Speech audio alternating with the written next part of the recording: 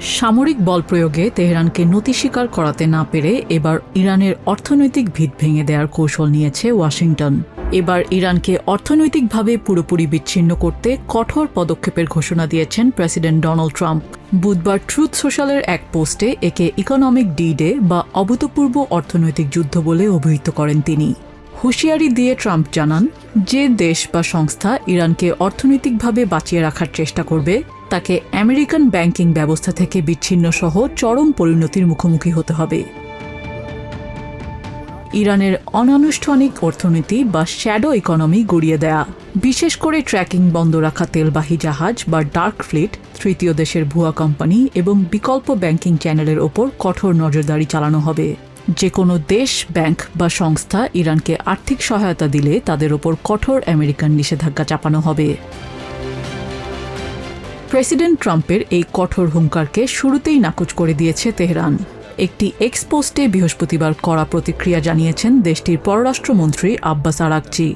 তিনি ট্রাম্পের এই ইকোনমিক ডি-ডেকে আমেরিকার রেকর্ড পরিমাণ ঋণ ও সুদের হারের মতো অভ্যন্তরীণ অর্থনৈতিক সংকট থেকে নজর সরানোর কৌশল বলে আখ্যা দেন। একই সাথে ওয়াশিংটনের এই নীতিকে অর্থনৈতিক সন্ত্রাসবাদ বলে অভিহিত করে তিনি স্পষ্ট করেন যে এমন ব্যর্থ নীতির পুনরাবৃত্তি আমেরিকার পরাজয় ছাড়া আর কিছুই আনবে না। ইরানের অন্যান্য শীর্ষ কর্মকর্তারাও দাবি করেন, সামরিক চাপ কিংবা অর্থনৈতিক নিষেধাজ্ঞা দিয়ে তাদের নীতি থেকে সরানো সম্ভব নয়।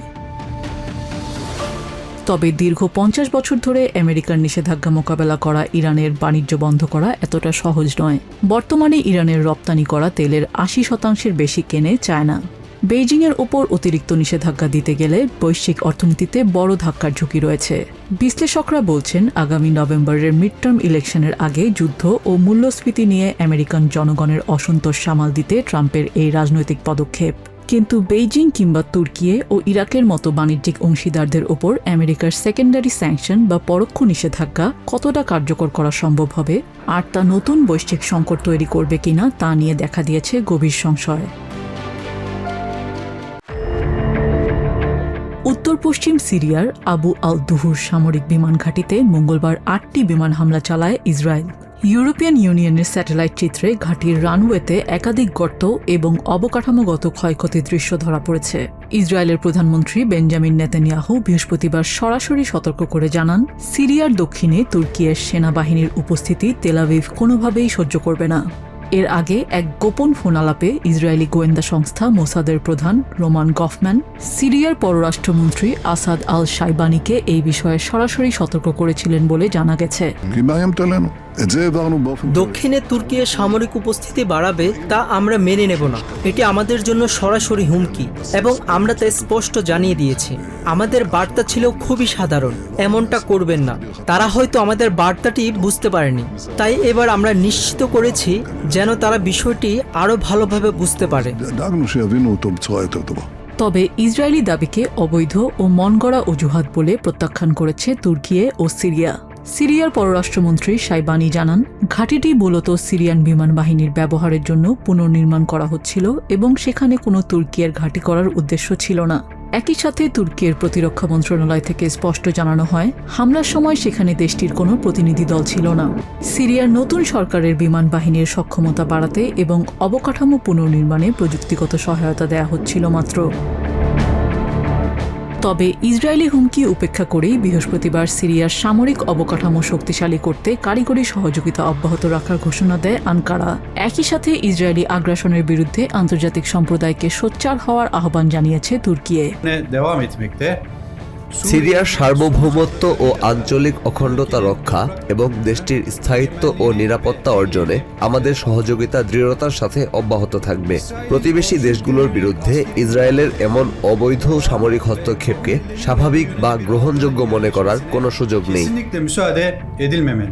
এই ঘটনায় ইসরায়েলি পদক্ষেপের তীব্র সমালোচনা করেছে ট্রাম্প প্রশাসন। সিরিয়া ও তুর্কি বিষয়ক আমেরিকান বিশেষ দূত টম বারাক একে একটি অপ্রয়োজনীয় সংঘাত হিসেবে বর্ণনা করে আঞ্চলিক স্থিতিশীলতার জন্য ক্ষতিকর বলে মন্তব্য করেন। পরিস্থিতি সামাল দিতে আমেরিকা ইতোমধ্যে ইসরায়েল, তুর্কি ও সিরিয়ার মধ্যে একটি ডি-কনফ্লিকশন বা মধ্যস্থতা মেকানিজম চালুর উদ্যোগ নিয়েছে। বিশ্লেষকরা মনে করছেন আগামী অক্টোবরের নির্বাচনকে সামনে রেখে নিজ দেশের ডানপন্থী ভোট ব্যাংক শক্ত করতেই নেতানিয়াহু এই তুর্কিয়ে বিরোধী রাজনৈতিক কার্ড ব্যবহার করছেন। সম্প্রতি তুর্কিয়ে সৌদি আরব ও পাকিস্তানের মধ্যে স্বাক্ষরিত মক্কা নিরাপত্তা চুক্তির কারণে অঞ্চলটিতে আনকারার প্রভাব বাড়ায় এবং সিরিয়াতে প্রেসিডেন্ট আহমেদ আল সারা সরকারের সাথে আনকারার ক্রমবর্ধমান ঘনিষ্ঠতায় উদ্বিগ্ন তেল আভিভ। এছাড়া ইসরায়েল নিশ্চিত করতে চায় যেন তাদের উত্তর সীমান্তে নেটো সদস্য তুর্কির শক্ত কোনো সামরিক ঘাঁটি তৈরি না হয়। সাবেক প্রতিরক্ষামন্ত্রীকে অপসারণের পর ইউক্রেনের পার্লামেন্টের অনুমোদনে নতুন প্রতিরক্ষামন্ত্রী হিসেবে দায়িত্ব নেয় ইভেহেনিও খামারাকে সামরিক ব্যবস্থায় নতুন গতি আনার নির্দেশ দিয়েছেন প্রেসিডেন্ট ভলোদিমির জেলেনস্কি। বুধবার কিয়েভের অস্ত্র সরবরাহ, সামরিক উৎপাদন এবং আকাশসীমা সুরক্ষাকে নতুন উচ্চতায় নিয়ে যাওয়ার তাগিদ দেন তিনি।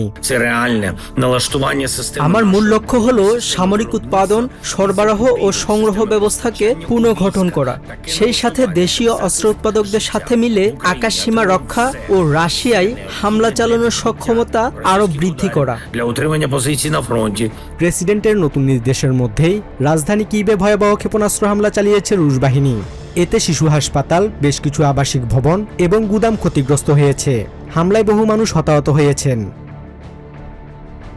অন্যদিকে যুদ্ধের কারণে ইউরোপের বৃহত্তম পারমাণবিক বিদ্যুৎ কেন্দ্র জাপোরিজিয়ার সর্বশেষ বাহ্যিক বিদ্যুৎ সংযোগ লাইনটি বিচ্ছিন্ন হয়ে পড়েছে। আন্তর্জাতিক পরমাণু শক্তি সংস্থা বা IAEA জানিয়েছে, বর্তমানে জরুরি ডিজেল জেনারেটর দিয়ে কেন্দ্রটির নিরাপত্তা ব্যবস্থা চালু রাখা হয়েছে। এদিকে আমেরিকান প্রতিনিধিদের মস্কো সফরের বিষয়ে এখনও কোনো আনুষ্ঠানিক সিদ্ধান্ত হয়নি বলে জানিয়েছে রাশিয়া। কিয়েভে ভয়াবহ ক্ষেপণাস্ত্র হামলা এবং জাপোরিজিয়া পারমাণবিক বিদ্যুৎ কেন্দ্রের ঝুঁকি বৃদ্ধি সব মিলিয়ে ইউক্রেন যুদ্ধ তীব্র উত্তেজনার দিকেই মোড় নিচ্ছে। বুলগেরিয়ার রিলে পর্বতমালার কিডনি হ্রদের কোল ঘেঁষা বিস্তৃত সবুজ প্রান্তর, যেখানে শুভ্র পোশাকে গোলাকার বৃত্তে সুনির্দিষ্ট ছন্দে নেচে চলেছেন হাজারো মানুষ। ঐতিহ্যবাহী এই আধ্যাত্মিক চর্চার মাধ্যমে ডিভাইন নিউ ইয়ার বা ঐশ্বরিক নববর্ষ উদযাপন করছেন ইউনিভার্সাল হোয়াইট ব্রাদারহুডের অনুসারীরা। খ্রিস্টধর্ম ও ভারতীয় আধ্যাত্মিক ভাবধারায় বিশ্বাসী এই দলটি ৮০ মিনিট ধরে বেহালা ও সুরের মূর্ছনায় পেনিউ রিদমি নামে এই ধ্যানমগ্ন নৃত্য পরিবেশন করে। অনুসারীদের বিশ্বাস, এই অনুশীলনের মাধ্যমে তারা বিশ্বব্রহ্মাণ্ডের শক্তি ও উচ্চতর আত্মার সাথে সরাসরি যুক্ত হতে পারেন। পেনিউ রিদমি আমার কাছে বহু স্তরের এক সংযোগ। আমরা শারীরিক ও সুরের মাধ্যমে একে অপরের সাথে এবং মানসিকভাবে শব্দের মাধ্যমে যুক্ত হই। এর মাধ্যমে আমরা প্রকৃতি ও মহাবিশ্বের মহাজাগতিক শক্তির সাথে যোগাযোগের সুযোগ পাই। 1922 থেকে 1944 সালের মধ্যে এই অনন্য চর্চাটি প্রবর্তন করেন বুলগেরিয়ার গুরু পিটার দেওনভ। তাদের মতে এটি আত্মিক ভারসাম্য ও প্রশান্তি অর্জনের একটি বিশেষ শারীরিক ও সঙ্গীত ভিত্তিক মাধ্যম। It brings me peace, connection with nature, and when I discovered it, it was quite an evidence that it was a music for me and to share with other people with my violin. অতীতে সাম্যবাদী শাসনামলে এই গোষ্ঠীর কার্যক্রম নিষিদ্ধ থাকলেও বর্তমানে বিশ্বজুড়ে ছড়িয়ে পড়েছে এদের অনুসারী। প্রতিবছর শুভ্র বসনে সজ্জিত হয়ে বুলগেরিয়ার এই পাহাড়ে সমাবেত হন ফ্রান্স, কানাডা ও ইটালির মতো নানা দেশের হাজারো ভক্ত। সুর, সঙ্গীত ও নৃত্যের এই অদ্ভুত মেলবন্ধনে মানুষ আর প্রকৃতির মাঝে তৈরি হয় এক অদ্ভুত আত্মিক টান, যা ভক্তদের পৌঁছে দেয় এক অন্যরকম মানসিক প্রশান্তিতে। 2020 সালে রাজ পরিবারের আনুষ্ঠানিক দায়িত্ব ছেড়ে আমেরিকায় পাড়ি জমানোর দীর্ঘ 6 বছর পর অবশেষে নিজ দেশে ফেরার সিদ্ধান্ত জানিয়েছেন প্রিন্স হ্যারি ও তার স্ত্রী মেগান মার্কেল। চলতি মাসেই 2 সন্তান প্রিন্স আর্চি ও প্রিন্সেস লিলিবেটকে সাথে নিয়ে ব্রিটেন যাচ্ছেন এই দম্পতি।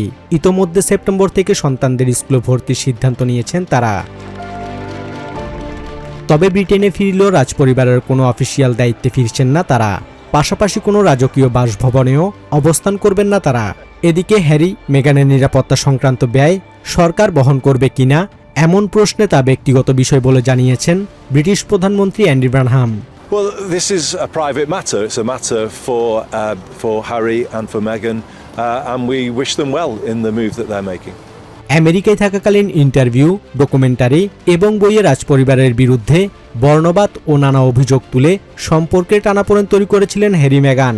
তবে প্রত্যাবর্তনের এই পদক্ষেপে হ্যারির বাবা কিং চার্লস সন্তোষ প্রকাশ করেছেন বলে জানিয়েছে গণমাধ্যমগুলো। সরকারের পক্ষ থেকেও একে ইতিবাচক সংকেত হিসেবে দেখা হচ্ছে। I'm sure that we are all pleased to see them coming back and living here and hope that the reconciliation with the family continues because I think that's good for the country, isn't it, to send out that signal. লন্ডনবাসীর মাঝে এই প্রত্যাবর্তন নিয়ে মিশ্র প্রতিক্রিয়া থাকলেও Harry ও মেগানের ঘনিষ্ঠদের মতে নিজেদের charity কাজ ও পরিবারের নিরাপত্তা নিশ্চিত করতেই নতুনভাবে ব্রিটেনে জীবন শুরু করছেন তারা। For a little while. I mean, Prince Harry has been so hot on trying to make sure that his security was in place, was sorted for himself and his family. সব তর্ক বিতর্ক পেছনে ফেলে জন্মভূমিতে হ্যারি মেগানের এই প্রত্যাবর্তন রাজপরিবারের দীর্ঘদিনের বিবাদ মিটিয়ে নতুন অধ্যায়ের সূচনা করবে, এমনটাই প্রত্যাশা সবার। নিউ ইয়র্ক থেকে সম্প্রচারিত TVN 24 টেলিভিশন বিশ্বজুড়ে বাঙালির কণ্ঠস্বর।